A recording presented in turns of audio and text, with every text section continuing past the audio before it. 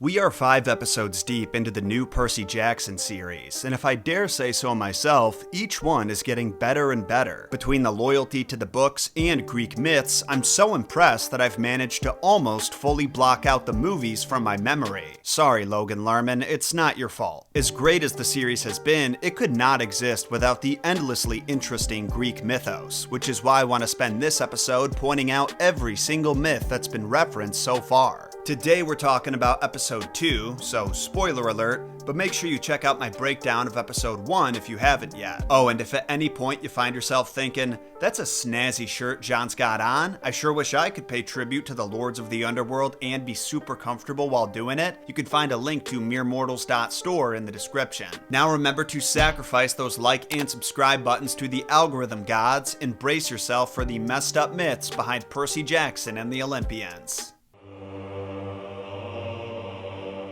After the encounter with the Minotaur, Percy wakes up at Camp Half-Blood, where he's introduced and reintroduced to a whole new cast of characters. Unfortunately for him, the first of these characters is Mr. D, Dionysus, the god of wine. Ironically, Grover is not a huge fan of Mr. D, or at the very least seems to want to avoid him at all costs. I don't blame him, but in the mythos, pretty much all satyrs were Dionysus worshippers. Mr. D is the camp director and forbidden from drinking alcohol. This is all part of his punishment from his father Zeus for making moves on a forbidden nymph. I wondered if this was a reference to a specific nymph, but I couldn't find any that both Zeus and Dionysus pined after, although they were both big fans of the nymphs. This could also be a reference to Dionysus' love triangle with a nymph named Beroe and Poseidon, which he ultimately lost. Maybe that's why he messes with Percy so much. He's still bitter about it.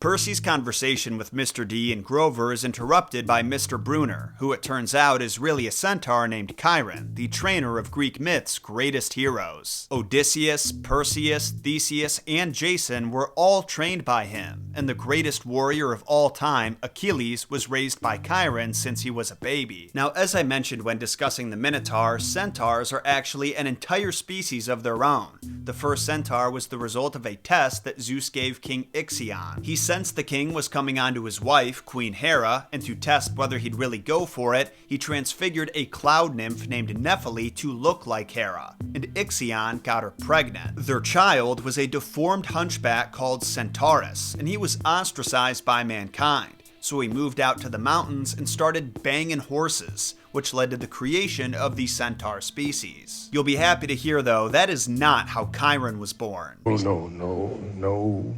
Which is what makes him so special and unlike his rowdy brethren. Chiron's mother was an ocean nymph named Philyra, and his father was the Titan Kronos, the former king of the cosmos, who also sired the original 6 Olympians. This makes Chiron Zeus's half-brother and also immortal.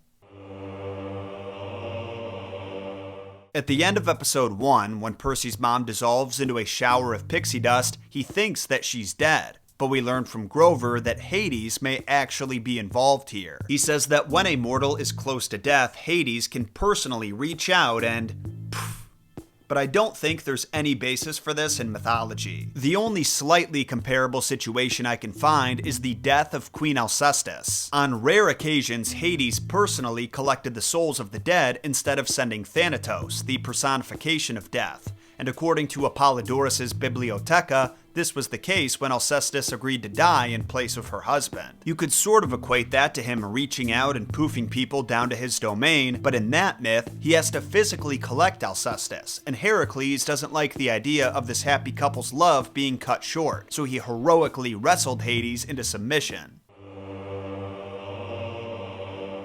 After Percy meets Luke in Cabin 11, Luke explains to him the Greek concept of Kleos. Demigods have always fought for glory. They used to call it Kleos. It's like this stuff that attaches itself to your name, makes it bigger, scarier, more important. I'm not gonna lie, he fucking nailed it. but I will expand on his answer. Greek heroes earned Kleos by accomplishing great deeds throughout their life, and even including their death if they went out in a blaze of glory, like catching a flaming arrow with their face instead of letting it land in an orphanage. But Kleos wasn't limited to physical acts. It could also be achieved through intellectual achievements, like founding a new school of philosophy or writing literature that would be passed on for generations. Kleos can also be passed on from father to son. In other words, great things would be expected from the son of a great man. But if that great man died a needless, pathetic death, then his son would have to start at the bottom and work his way back up. This next reference is a really fun one. After Percy spends a lot of time trying and failing to discover his domain and get claimed by his father, he asks, "Is there a Greek god of disappointment?" Which is a question I've never thought about before. This guy responds that Oises is the closest they've got, but she's more like the goddess of failure. Only here's the thing. I looked it up on one of my favorite resources for researching Greek mythology, theoi.com, and they describe her as the personification of misery and woe, distress and suffering. And if you look at their sources, like Hesiod and Hyginus, they call her misery. I would say that misery is closer to disappointment than failure is, so I don't know why the show's writers described her in a way that none of the ancient writers did. But I digress. Not trying to be nitpicky, it's a tiny little detail, but one that would have been effortless to get right. A little later, we meet Annabeth, the daughter of Athena. But in myth, Athena didn't have children. Like, being a virgin goddess was kind of her whole thing. You know, she turned a woman into a snake because she didn't respect the tenets of her virginal worship. So what's the deal? Well, in the Percy Jackson universe, both the book and the show, Athena creates life from her thoughts, not from intercourse. So Annabeth's dad never really hooked up with her mom. Athena just dropped Annabeth on his doorstep one day and said, "Here, I made this for you." Which is pretty messed up when you think about it. Her dad didn't even want her at first, so it doesn't sound like he consented. At least according to the book. Now, I'm not 100% sure, but I believe that Riordan took this idea from Athena's birth. As you all know, she was born out of Zeus's forehead, but the way that some writers and poets described it was by saying she was born out of Zeus's thoughts. The closest thing that the real Athena came to having a child was actually with Hephaestus, the god of blacksmithing and craftsmanship. He really wanted to get with Athena, but she wanted nothing to do with him. Even still, the thought of hooking up with her was more than he could bear, and he squirted his godly goo all over her leg. Disgusting, right? Well, Athena thought so too. She took a piece of wool, wiped it off, and tossed it to the earth below. But remember, in mythology, the earth is a goddess of her own, Gaia, and when Hephaestus' man mayonnaise landed on her, she got pregnant and gave birth to the half-man, half-serpent Erichthonius, the first king of Athens. After the conversation about Oises, Percy learns how the camp makes sacrifices to the gods, because the gods like the smell of burnt offerings. And this is true, but it wasn't necessarily expected that you sacrifice the most important part of your meal. There's actually a myth that explains the origins of sacrifice. When Zeus told Prometheus that humans were to sacrifice livestock to the gods, Prometheus asked him if we could only sacrifice half and keep the other half for ourselves. You know, so we had something to live on. Zeus agreed to this, but Prometheus was clever and swindled him into giving us a much better deal. Prometheus killed 2 bulls, skinned them, then filled one of their hides with all the meat, while the other was filled with bones, hooves, all the gross and edible stuff. He presented them both to Zeus, but he dressed up the gross portion with fat to make it look more filled and appealing. So Zeus chose that one, and found that he just made a terrible deal. Because of this, we mere mortals were allowed to use meat from livestock as sustenance, and only had to sacrifice the inedible parts. Now, that being said, there was also no shortage of myths about characters sacrificing things that are extremely important to them, like their children. Those kinds of sacrifices were only made in extreme circumstances though, like when a sea monster was attacking the kingdom. Regardless, I would say the show is accurate in showing that the more important the sacrifice, the more likely the gods are to pay attention to you. Before the big capture the flag game, Percy learns about the big three's forbidden children. You see, at some point, Zeus, Poseidon, and Hades all agreed that their children were becoming too powerful and that they should stop reproducing. But it seems like Hades is the only one who actually stuck to his word. Zeus, Poseidon, and Hades agreed their children were becoming too powerful, so they made a pact not to father anymore. And it held for a long time until Zeus broke that pact. A forbidden kid attracts trouble. Monsters everywhere, just constant battle to stay alive. Both Zeus and Poseidon continued to have children. Zeus had a daughter named Thalia, and Poseidon obviously had Percy.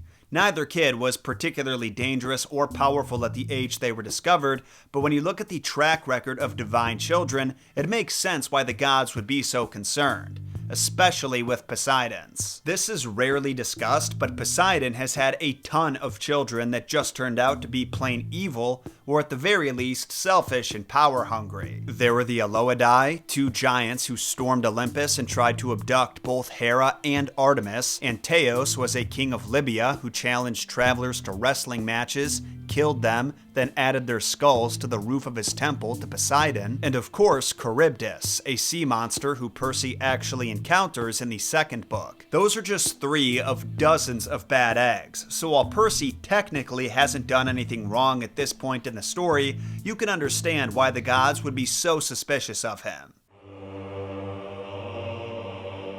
One of Annabeth's most prized possessions is the invisibility cap her mother Athena gave her. But how accurate to the mythology was this gift? This brings up 2 points worth exploring. First off, in myth, there are only 2 pieces of headwear that grant the user invisibility. That's Hades' helm, which he received from the Cyclopes and used during the war with the Titans, and then in the Iliad, Athena uses a different helm to be invisible while riding in Diomedes' chariot. I'm gonna make it my own personal headcanon that the second helmet is what Athena bequeathed unto Annabeth. We know for a fact that it wasn't Hades because in the Percy Jackson universe, Hades' Helm of Darkness comes with many other powers besides just invisibility. Also, we learn later in the story that his helm has gone missing as well. The second point is that Athena really did give gifts in the form of weapons and armor to various heroes, the most notable being Perseus before he slayed Medusa. Funnily enough, Perseus was given Hades' one and only helm, but not by Athena. Instead, there were some nymphs who allowed him to borrow it, and then he gave it to Athena once his job was done. The gift Athena gave him was also useful, but nowhere near as exciting. A mirror. This allowed him to look at Medusa without making eye contact, swing his sword with precision, and chop off her dumb old head. And that is the final myth referenced in episode 2 of Percy Jackson and the Olympians. I think. I'm pretty sure I hit everything, but if not, let me know in a comment and I can cover it in a future episode. Also remember to sacrifice those like and subscribe buttons if you learned anything from this video and want to see more mythological breakdowns of the rest of the series. The plan is to deep dive into episodes 3 and 4 this Thursday, and that's when things get real interesting, so you don't want to miss it. I'll see you again in a few days, mere mortals. My name is John Solo, and remember, John shot first.